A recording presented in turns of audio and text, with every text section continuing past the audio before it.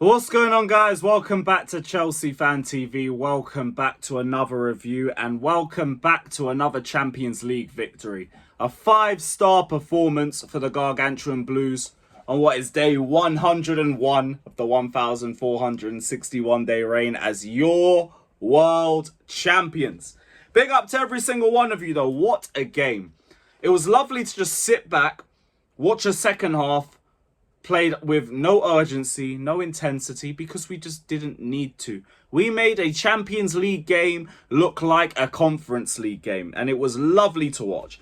Now, I know Ajax have their own turmoil that they're dealing with, but you still have to beat whoever's on the pitch. And the very least that you have to do when you're facing a team in the position of Ajax is to make that turmoil count and to give them the beating that you're expected to do. And that's exactly what we did. It's a shame it was Ajax. I didn't want it to be them. But I guess it had to be them. And it is what it is. It is what it is. But I was just happy to see my boys shining. Like, there was a lot of really promising performances from that. Estevao. This guy is a star in the making. Everything in that second half was centered around Estevao. The first half was just him cooking on the right-hand side.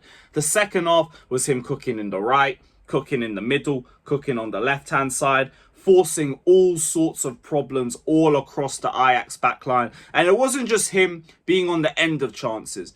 There was little flicks and tricks, little 1-2s with the midfielders. Everything was just flowing through him in that final third. And he's only been here for 2 months.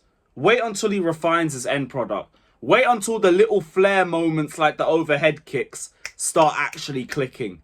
Then you're looking at a real beast, a real problem. But as of now, this guy's just exciting. Straight exciting to watch. And we got to watch a 90-minute sesh of Estevao because the streak of red cards is over. Or we've just sent it down Ajax's way because they're the ones that got the red card in the Chelsea game. So if you want to run the still red cards to the Chelsea game narrative, I guess that's there for the 6th game in a row. But it didn't hurt us this time. It actually aided us. We scored as soon as they got the red card. The set piece went to Fofana. He headed it down towards Mark Hiu, and Mark Hiu became our youngest ever UCL goal scorer for the next 20 minutes or something, because then Estevao got a penalty at 4-1, and then he became our youngest ever UCL goal scorer. In between that, Gittens got his first GNA for the club. Is it his first? Yeah, it is actually. It is his first. And he got it for Caicedo. Only scores bangers. We don't care if it was deflected. Hold that. And, yeah, that was 2-0. Then Enzo got the penalty for free. Weghorst conceded a penalty. And then Estevao won a penalty and then got the 4th. We were 4-0 up at half-time. Then we ring in the changes. Tyreek George bangs in a really good finish for 5-1. And the rest was just Chelsea dominating the ball, not really being tested too much, because these lot weren't even pressing us 11v11, let alone 10v11. And they took off all their creators at 1-0. So yeah, they were already dead in the water. We were just toying with them for fun. It was literally just Chelsea playing with their food. But it was nice to see Tyreek George on the wing because, yo, that's some of the most consistent crossing I've seen in a while. And look, this whole Tyreek George in the 9 thing, put it to bed. Put it to bed. Like, we've got Mark Hiu, he's staying at Chelsea. We don't need to see that anymore. George is good enough on the wing for us to just give him the minutes there and let him develop. Because those deliveries, those passing, the creativity, incredible. Lovely, lovely passing from him in that game. Chalobah as well, another one, came on, had some really good passes in that second half. But the second half was just relaxed. No urgency. No urgency was needed.